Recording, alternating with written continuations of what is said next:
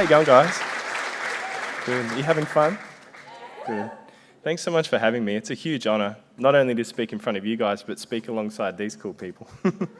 It's really cool. I'm really excited to talk about this stuff today. It's kind of a collection of my thoughts from over the years. I haven't been doing lettering super long, maybe about 3 or 4 years now, thereabouts, and I really enjoyed trying to put language around this stuff and trying to think what I think in my head when I'm doing it and try and put that into words for you guys. So thanks for the challenge, because I feel like I've learned a lot from doing it, and hopefully I can pass it on to you guys. So my name's Dave Coleman. I'm a type designer and lettering artist, and I'm married to the wonderful Laura, and have a little kid called Isla. I wish I could have been here, but it just worked easier not to have him here. But and we're expecting another baby too at the end of October, so that's really exciting. And thank you. And yeah, so a bit of background on myself. Yeah, like I said, I haven't been lettering super long, and I kind of started off in the graphic design world. And even before that, as a kid, I would do a lot of drawing, and I really enjoyed more cartoony kind of things, which I think plays into my style now, which is kind of cool. I literally thought of that just then. And I'm writing my talk as we go. So I started off as a graphic designer after doing a year at TAFE, and I freelanced for a little while, and I enjoyed it, and it was really cool. But it wasn't until I tried to earn a little bit of extra money on the side doing some caricatures. Now, where's my little clicker to press next? Hey. So they're not particularly good caricatures, and I don't really know how to draw eyes very well. So everyone just has these huge, big dinner plate eyes. Everyone looks stoned. And as I would give people the images at the end, I just sort of, in my head, I'm going, these eyes, they're so bad, I hope they don't mind. And anyway. But the reason I wanted to bring this up is because I do the lettering at the bottom. I draw their names at the bottom. And it didn't take me too long to realize that I was really enjoying drawing these names. And I think that was like my gateway drug into actually doing lettering. And I still really enjoy drawing cartoons and things like that, but lettering is my bag now.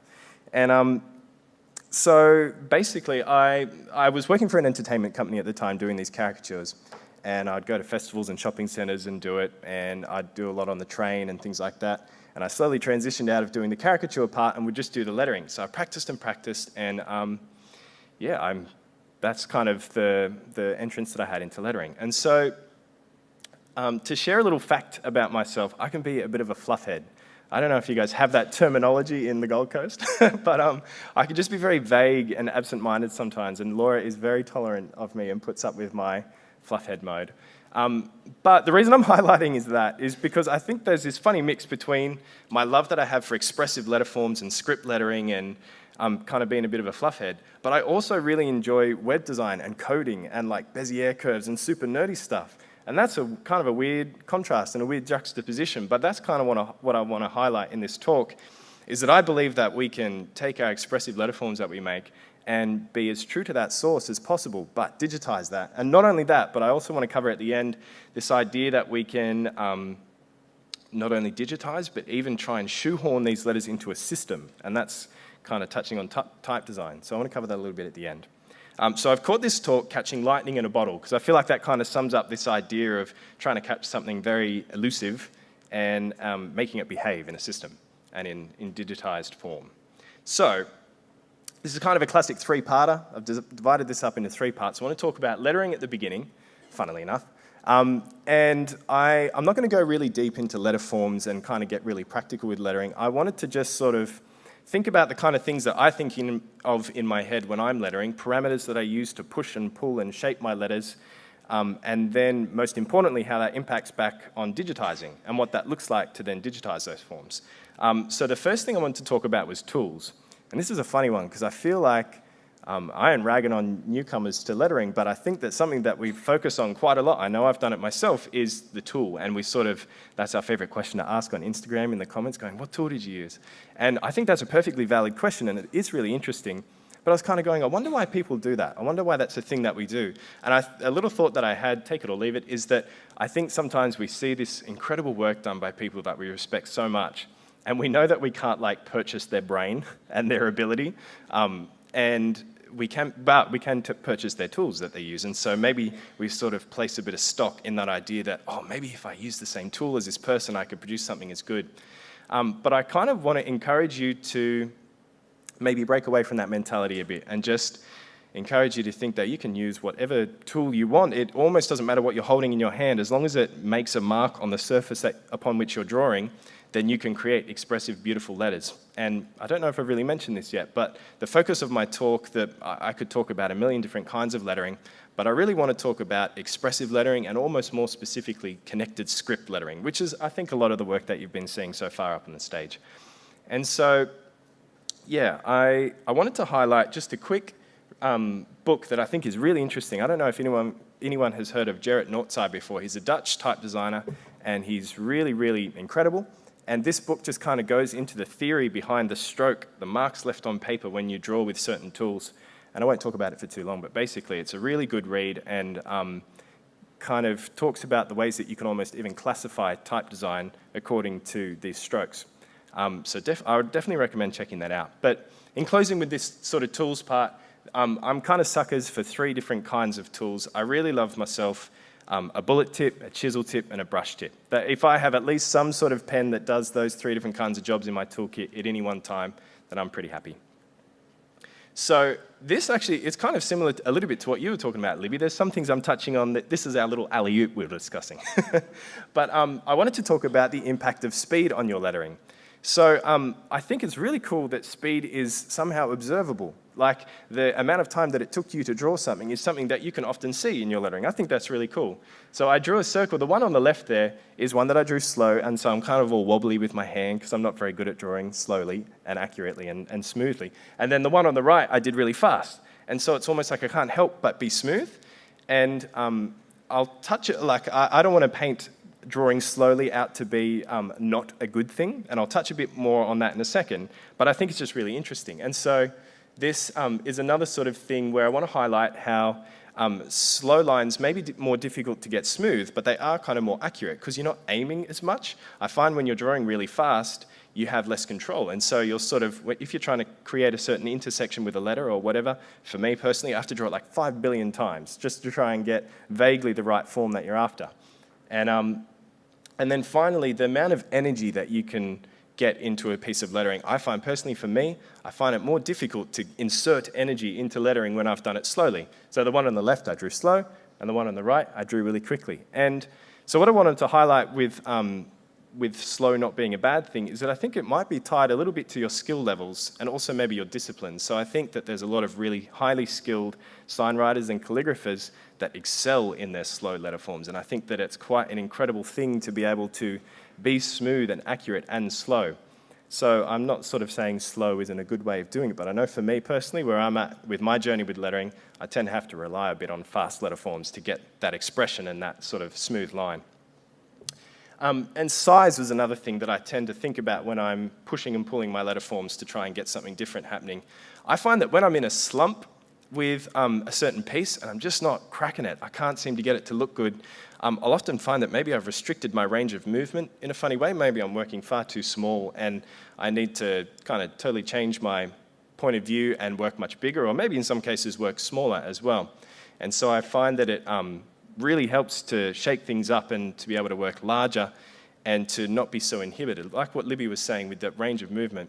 And so I haven't really done many murals. I think this might be one of my only ones that I've done. So this is the largest that I've worked, and I really enjoyed using my whole body, exactly like what you were saying, and kind of getting my little old knees bending and trying to get some more sort of fluidity into it, and it was really cool. So I'm hoping to get the opportunity to be able to work larger, because I think that it's a really nice way of being able to explore different kind of marks that you can lay down on the page working big.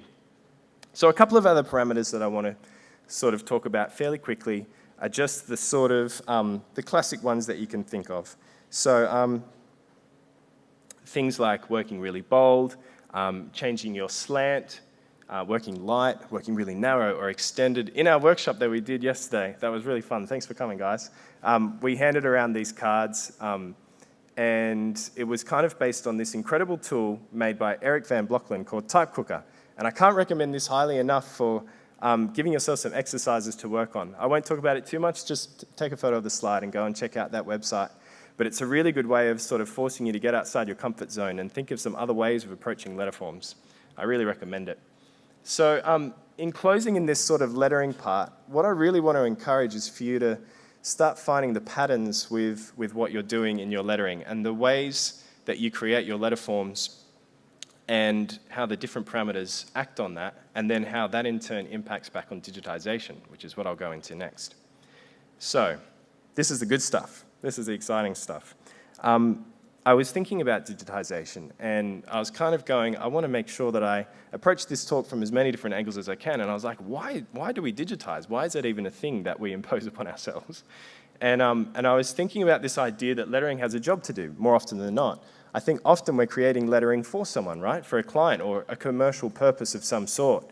And I think that if we have an opportunity to make our lettering more versatile or more useful to those people by having it in vector form, I think that's an asset to us. That's going to make us more valuable to people. So I think having digitizing as a skill in our toolkit is really powerful. The only thing is, I think that the expression and the energy that can be found in analog, hand-drawn lettering is really special. And so it raises the question of, if we have to digitize, can we keep that expression? And I think we can. And so that's kind of the sort of thing that I want to go into today.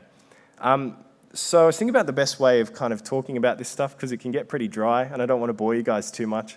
And so I thought that I would take you from the beginning to end of me doing some lettering and then digitizing it, and just kind of talking about some of the big factors, and kind of just putting some language around some of the concepts. So I drew the word stroke, which I'll show you here.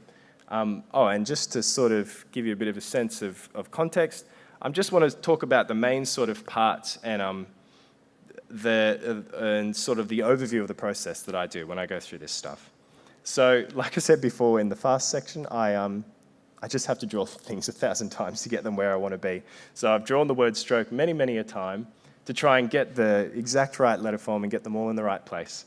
And once I have drawn it enough times and I'm happy with one of the versions, then often I'll move to the prep stage. And so basically this is just an opportunity to examine the letters that you've drawn, find the one that you like the best, and then the opportunity to sort of move things around in a sort of very simple way. So for instance, I'm looking at this and I try and assess whether maybe the S needs to be a bit bigger or smaller, or whether there's some simple spacing issues, and also improve the contrast so that when we move into the digitizing program, we have a nice clear image to work with. So I might even flick back and forth there and just sort of see how the E moves a little closer to the K and the S becomes a bit smaller. And I'm just trying to bring this lettering a little bit closer to what I have in mind for it. And then the next stage often is to look. And this idea of looking is what I want to stress a lot in this talk, where I think that it's really useful to study our lettering that we do and not just gloss over it and just go, hey, I drew some letters and now I'm going to digitize them. It's really cool to be able to understand what we did when we did the lettering, if we did it big and small or quick and slow and things like that, and even the tool that we used, so that when we're digitizing, we're kind of empowered and informed. So I kind of examined this lettering and kind of identified some parts that I wanted to keep. So I liked the little terminals, the little flicks on the K and the E, and I wanted to keep them. And also noting the consistent angles of the terminals that are left by the brush. It's this really amazing thing, I think, particularly with a brush and many other tools, how consistent the consistencies you can find in your lettering, and how they can be, the patterns can be found and brought into your digitizing. And so now we're up to the importing. And so this is where I want to highlight, I think a lot of people, and there's nothing wrong with using Illustrator, but a lot of people really like using Illustrator. And I want to just give a little shout out to font editing programs for doing your lettering. Because lettering is so heavily reliant on a Bezier sort of focused process, I think that it can be really powerful to use font editing software because it's literally made for letter forms. And so one of the big things that Illustrator doesn't have that just drives me mental is that you, as far as I know, unless I'm incorrect about this, you can't click on your off-curve points and nudge them with your keyboard. I know this seems like such a small thing, but I really like that you can do that, for instance, in Glyphs or RoboFont or FontLab. That's something I get really excited about, and so I made a whole slide about it, but I know it's a very small thing. Yay. Another thing, actually, before I get on to this, Another thing I forgot is that something really cool, I was talking to Clint about this just before, is that if you're working in a font editor, you could make a font out of your thing, even if you're not making a typeface. If you're just making a lettering piece, or perhaps you're making a logo that's just a black and white logo, negative space kind of thing, you can bring that into Illustrator as a font. So if you made it in the A glyph, you can type A and have all these different lockups, even color variations, things like that. And if you make a change to the logo, just re-export the font and bam, there it is. So that's pretty cool. So the next stage that I like to think of is plotting the points. And I kind of imagine this as just kind of gathering all your tools that you have and throwing them down on the canvas. It's less about accuracy at this point and more about laying down some Beziers so you can start working with them, so you have something to start playing with. And this is probably the most mathematical that this talk gets. And I'm going to kind of go through this part fairly quickly because it can be a little boring. But something that's quite important is finding the extrema of your letter. Do you remember when you were in school ever drawing parabolas? Yeah, me neither. I only remembered it once I started researching this talk. But if you can imagine an XY grid like this and those curves that you would draw, trigonometry I think it's related to my knowledge with maths, this is the fluffhead in me. I don't know what maths is.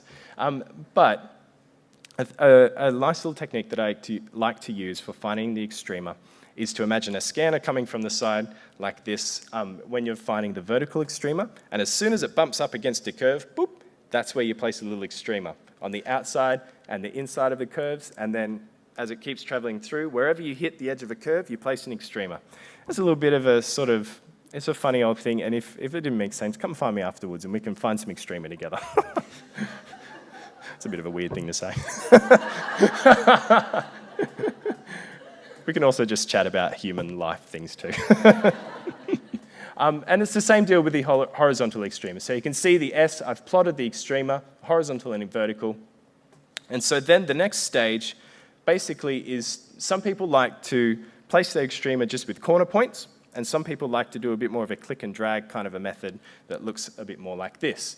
But the point is at the beginning, it's not meant to look super pretty. As I said, you're just laying down tools and getting ready to go. So, now we're on to the first pass, and this is where things start heating up a bit and getting a bit more interesting if you're into this sort of thing. And I wanted to discuss a couple of different points that you have at your disposal when you're vectorizing your letters. The corner point is pretty self-explanatory. A curve point basically involves a perfect uninterrupted curve and must have two handles on either side. And then a tangent point's a little bit of a special one. And so it's a straight segment that transitions smoothly into a curved segment.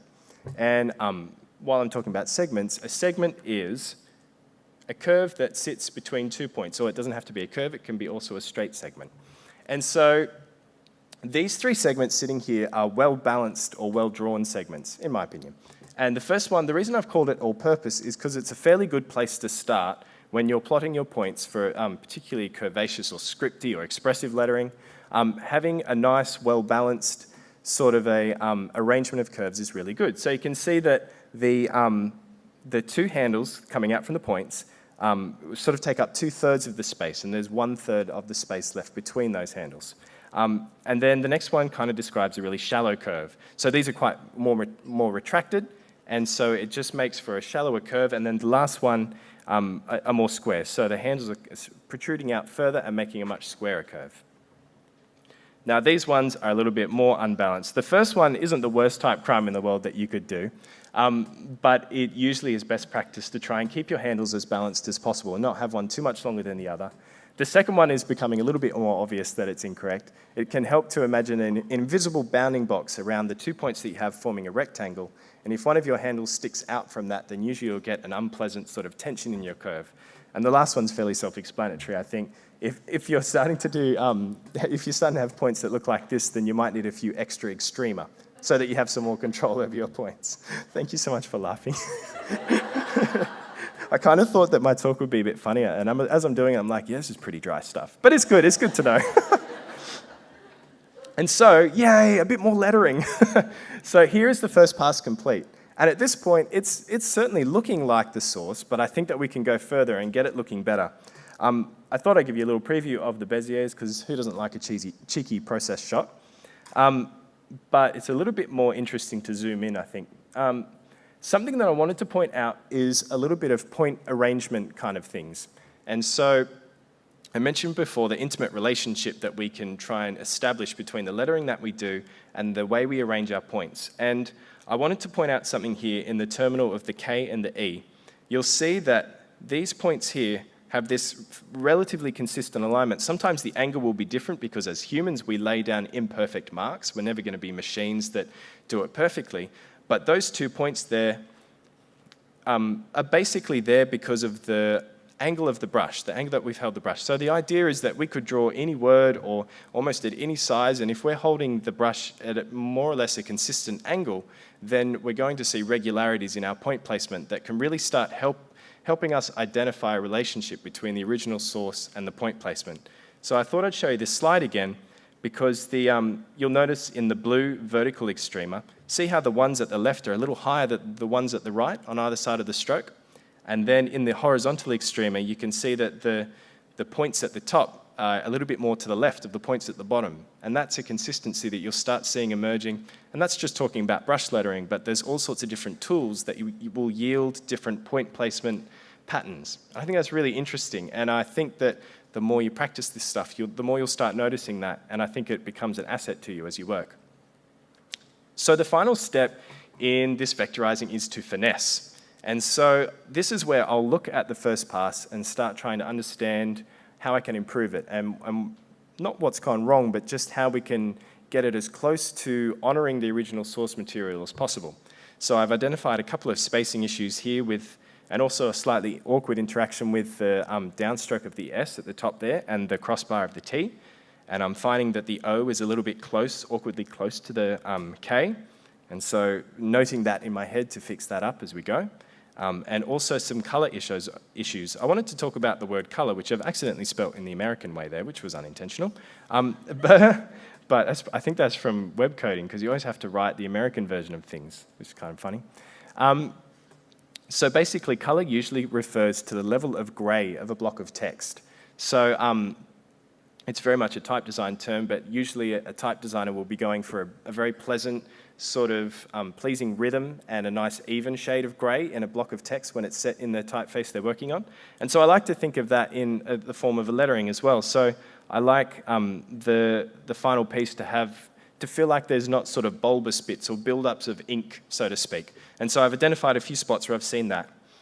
And also just general consistency issues. So when you use a particular tool, usually when I'm talking about, for instance, a brush pen like I used for this piece, normally unless you press really hard or really soft, often the thicks will more or less be the same size as the other thicks to an extent, and the thins will be the same size as the other thins. And so trying to find those areas where you can be consistent and keep your lettering looking as close to the original as possible is really good. And just also this sense of trying to identify certain parts of your lettering where you have to make decisions. You sort of have to find a level of abstraction. Do you sort of try and honor the original texture perfectly? Because that's quite a rough, ragged sort of terminal there. And so do we lay down a lot of digital points, or do we just sort of try and allude to it? So I've made a choice to make quite an abstracted version of that terminal at the end there. And this is the finished product. And so this slide kind of highlights the original lettering and then the digitized version, which of course looks different, but in some ways, to be honest, I probably make up some of the difference for my inability as a letterer when I digitize and I try and sweep in and fix a few of the mistakes that I've made. So that's the digitizing, or at least the first part of the digitizing section that I want to cover. And there's a few principles or a few things that I like to bear in mind in terms of what I want to bring across from my original source. And that is a sense of energy, and also imperfection, and so that kind of covers texture and things like that as well. I think that it's really cool to bring across imperfection. I think we shouldn't be afraid of that. In fact, I think that's what makes our lettering pieces so beautiful, and what attracts clients to hand lettering is the imperfections. And if we can somehow bring that into the digital world as well, then we have a more rich and more human digital product. Curvature, I think that curvature is inherent in lettering. I think it's impossible for a human to draw a line that is perfectly straight. And so more often than not, even if we have a very straight area, there'll be a slight curve to it. So thinking about that. And then lastly, stroke modulation, which is just a fancy way of saying the contrast inherent to the tools. So when the downstroke of a brush and the upstroke of a brush and the different thicknesses and widths of that. So the next thing I want to chat about is a little bit more of a case study as well. And this is more of a real life one. And this was kind of thinking about this idea that I mentioned of abstraction and bringing texture into your digital work. So I'm just going to take a quick drink because I am parched. Tell you what, it's thirsty work not moving at all. Unlike Eliza with her maracas. I don't know how you did that. That was amazing. Can we give a hand to Eliza for the maracas?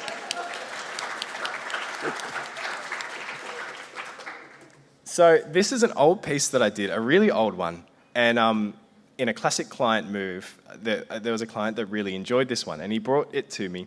And even though it sounds like I'm bagging on this client, I'm not at all. He's a really lovely guy. His name is Donald, if you were curious. And which you weren't, but that's all right. Trying to make you more human. So this is the original lettering piece. Here's a cheeky close-up of it. And so basically the brief was to try and, initially the client wanted to use this as the actual logo, and I said, this is something I did so long ago. I'd love the opportunity to try and reapproach it because I've learned all these things, and as we all know, the very instant that we put any sort of output out there in the world, we're like, oh, well, I've made a mistake on that. I looked at the stroke lettering going, oh, there's some spacing issues on there, but it was too late to change the slides.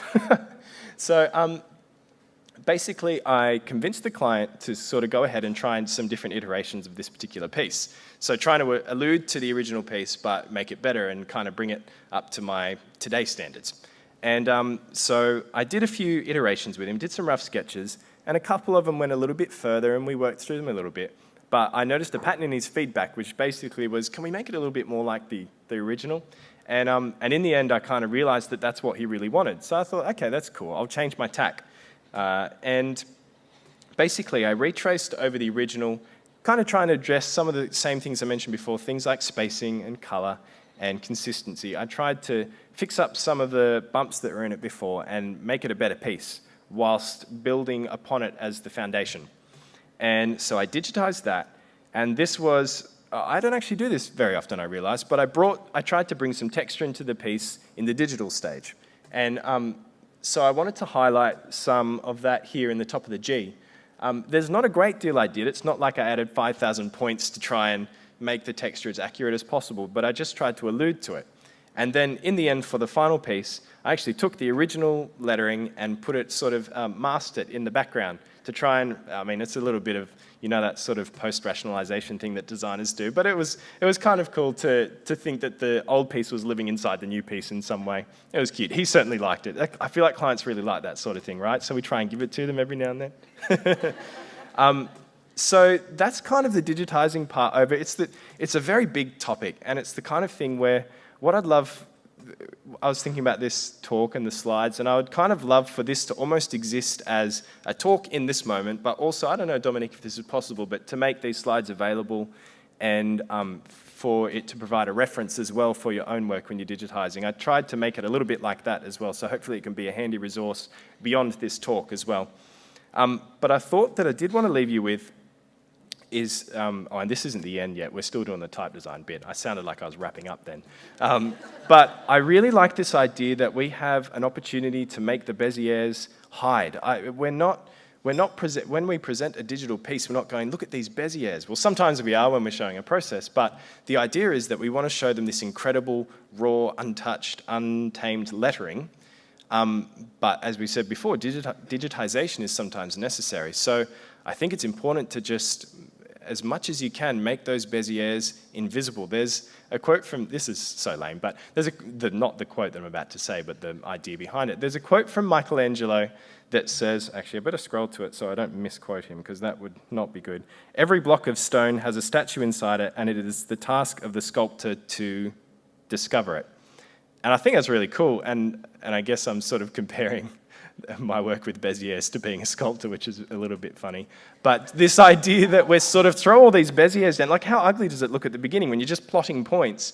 But I love this idea that we just massage and finesse those Béziers and until you get to the point where this lettering that you made that you love so much originally shines through. I think that's really cool.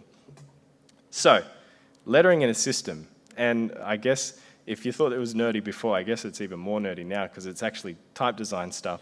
But I think there's some really cool ideas. I think that type design is kind of this logical next step, certainly in my mind, of a satisfying progression where I really enjoy lettering and I really enjoy digitizing it and the challenge that that poses. And I feel like type design is this sort of final step where I like to think of it as you're trying to emulate the form of lettering when you digitize it, but in type design, you're kind of trying to emulate the form and the behavior of the lettering. I think it's a really interesting thing, and I'm looking forward to exploring it more in my own work. And remembering as well, I'm sort of talking about very expressive sort of lettering, the script lettering, the styles that we've been seeing. I think it's a really fun challenge to capture that in type design.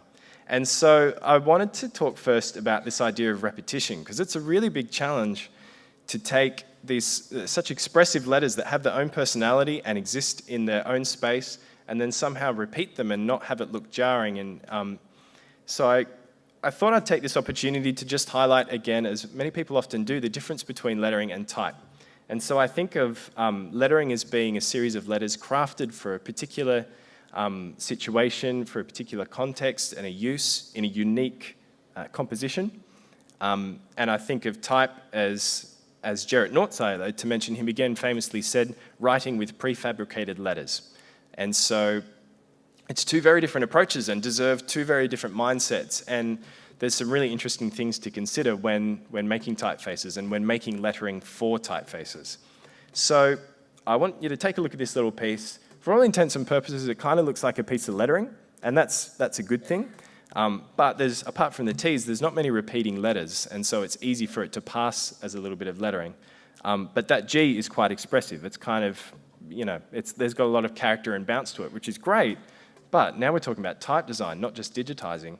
And so as soon as you put it in a line of text, suddenly it just leaps out and looks horrible, and it disturbs the rhythm. So we have a responsibility to try and address that. And so I wanted to keep the spirit of the original, of course, but try and massage it and calm it down into something that could work as a member of a family or a system a bit better. And so there's an element of you being able to notice, of course, that it's a font, but you can see how just a few different changes have made it recede more and become more of a team player. And there's nothing wrong with keeping that other G as an alternate, and we can talk about that kind of thing a little bit later. But I think there's this cool idea of bearing repetition in mind. Something else that kind of alludes to that, and I want to talk about one of my favorite type designers, Roger Excoffon. He's a French type designer, a graphic designer, a painter. He was basically just a, what do you call it, a Renaissance man, maybe? I don't know. I don't know if that's the right word, but he was a genius as far as I'm concerned. And a really good type designer, and released a lot of really good work in the 40s, 50s, and 60s. Mistral is a typeface that I'm sure you've all seen at various points. It was released in the early 50s as metal type, but it's a connecting script. And to me, this is such a feat of engineering and creativity. And I want to point out the baseline of Mistral. I don't know if you guys can all see it, but I feel like it's got this gentle wave to it. It's dancing and active and expressive, but it's just a font. Not only a font, but it's made not in the digital world when we have a lot of different tools available to us. It's made in metal type. So the fact that he's managed to take energy and expression and whack it into a font, to me, is just incredible. And so I want to get a bit vulnerable with you guys and compare Mistral to one of my fonts that I've made, and just to sort of highlight that it's possible to really not have that energy. It's not easy to embed that energy into a font. And so ColorScript is something that I basically cut my teeth on and learned a lot of the things I'm about to talk about in terms of the connection system and baseline and learning basically how to make a connected script as a typeface design. So one of the big things when thinking about turning your lettering into a typeface is thinking about how it's going to connect. And I'm going to have to breeze through this a little bit because you really could just have a whole entire talk about this thing alone. But basically, a connection system is something that must be considered when you're making a lettering for a typeface. And so one of the big sort of players in this is the entry and the exit strokes. So I want to show you this R, and basically I've faded out its neighbors so you can kind of see what's happening a little easier. The first stroke you see there highlighted in red is the entry stroke, and the exit stroke is highlighted in blue. and wanted to point out that not all letters need an explicit entry stroke. Some of them, like the A and many others, which I'll show you soon, sort of are able to absorb the previous character's exit stroke into their bellies. Yeah, that was a little strange word to choose, but that's what nerves does for you guys. So I wanted to sort of point out the first group that I like to think of. And this, remember how I kind of said that this, I almost want these slides to be able to act as a resource for you later on. So I don't think we have time to fully, go into every single aspect of this right now. But hopefully if you guys can have access to this later, this might prove really useful to you. And I'm sure I'll reference it myself later on. But this group here, I want you to think of the entry and exit strokes as kind of dividing the letter in half and thinking about the left half and the right half. This group kind of highlights the left half. So you can see the first row has only round shapes on the left, right? And then the next group has only straight shapes. And the third group there, there can be exceptions. I feel like the V and the W can sometimes be constructed a little differently. They might be diagonal or rounded or straight. So depending on their construction, they'll fit into a different group. And then the tricky ones, the famous tricky ones. Actually, I'm curious, anyone here into type design? And has anyone ever tried to construct a connected script before? Yeah, cool, okay. I'm speaking to 3 people. It's all right, I knew I was the minority going in, it's all good. But the R, S, X, and Z, they're cheeky little characters. They give us grief. And so now I wanted to talk about the right side of the letters. You can see that there's a nice big group up the top that have really nice, simple, straightforward exit strokes. And they're all very sort of easily solved. And the next group are descenders, so they're a slightly different shape, but they still sort of head back up into quite a simple shape at the end, ready to head into the next letter. And then the tricky ones here are divided further into another 3 groups. And I won't go super deep into them. I will mention that sometimes it's possible to not have an explicit exit stroke. For instance, the Q down the bottom there doesn't have anything going back up into the next letter. Although I guess in terms of if you're going to not have an exit stroke, you have to think about what the other letters' entry strokes are doing. And if there's an awkward interaction there, you have to address that. So just talking about connection height, the first group here is unpleasant, and the second one is also unpleasant to look at. The third one kind of just sits in the middle, and I think it'll look a little clearer going to the next one. I want to talk about if the letters are trying to connect too high, there's a few things that happen, basically. In this first group of connecting too high, the exit strokes are really right up there, which if you have one of those letters at the end of a word, it's going to look quite unpleasant and awkward. And another thing that starts happening, you can see there in the O, the exit stroke literally just sort of sticks up right out of the curve shape and protrudes through, which looks very unpleasant, of course.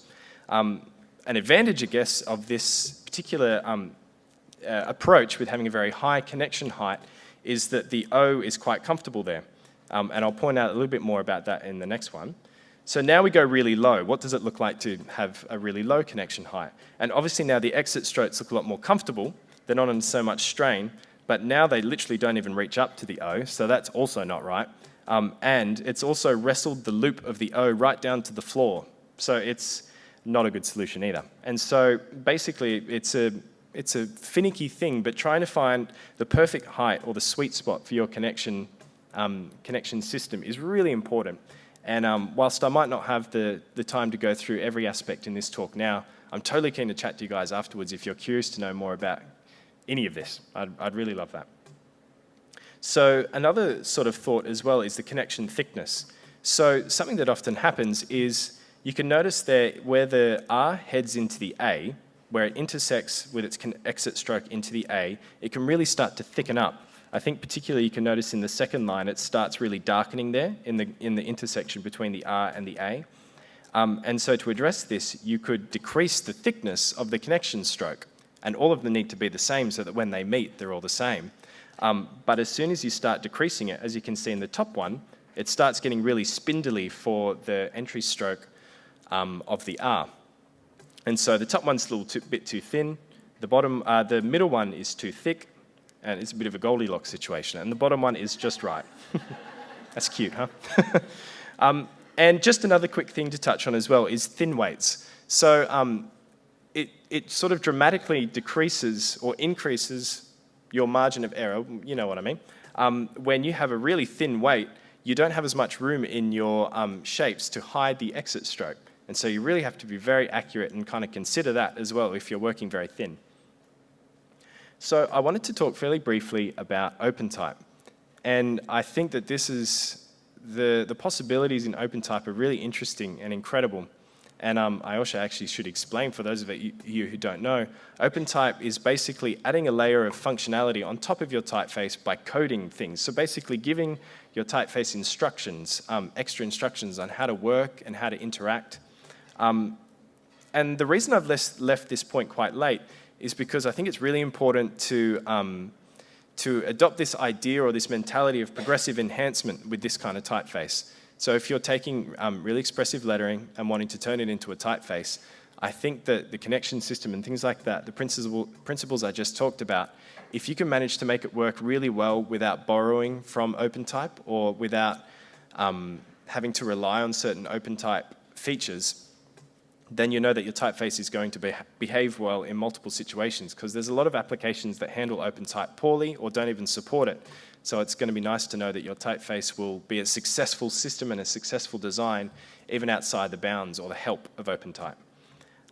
But there are a few really interesting advantages of OpenType, and I want to go into a couple of them now.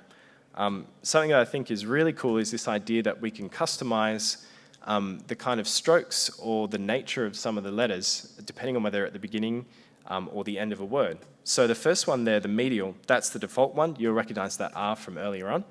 And then the initial, I might highlight these, that might make it easier. The initial has a customized entry stroke so that it looks more natural at the beginning of a word. The final is the same idea. The exit stroke is tapered and made into a more of a unique sort of looking ending or a more natural looking ending.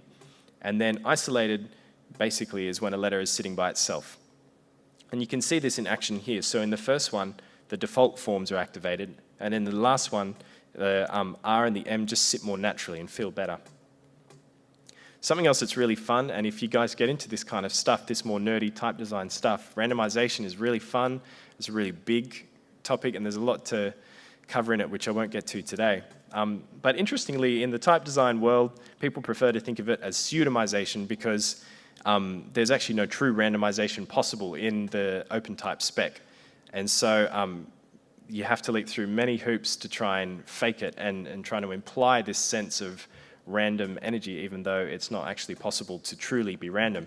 And so a little visual demonstration. I realize it's quite subtle to see, but in the first, every character is the same. This is a little bit like what we were talking before about repetition, and this can help address this idea of repetition by mixing up the second R and having it dip down a little bit, as you might be able to see below the baseline. I wonder if I've got a little laser on here. I'm not going to press things I don't understand in case I wreck something. But you can all see it, I'm sure. The second R just has a different quality to it, and by making these qualities and changes quite subtle, and the shifts in differences with the letters quite subtle, you can create this amazing product that looks really natural and behaves a lot more like real writing, but it's part of a very intentional and very well thought out system. So this, for me, sort of moving forward, is something that I'm really fascinated by. I would love to explore more of the possibilities of what it looks like to have whether it's handwriting or people's lettering, and to take that and to digitize it and then to make it behave somehow in a system and emulate the real thing is really cool to me. So I'm looking forward to investigating that more. So just a few closing thoughts, just to wrap things up a little bit. I'd really encourage you guys, when you're doing your lettering, to play more and think about what it is that is happening as you're lettering, and am I working really small or really big? Am I drawing these lines fast or slow? And what impact does that have? And how can I use these parameters to shake things up and challenge myself and draw better letters, basically? And then once you've done that lettering, to see what's happening and understand what's at work, and then how that can impact back in your digitization. And then this sense that we could not only emulate the form of lettering, but also the behavior of it and the possibilities that sit there. I think it's a really interesting space. So that's pretty much it. Thank you so much.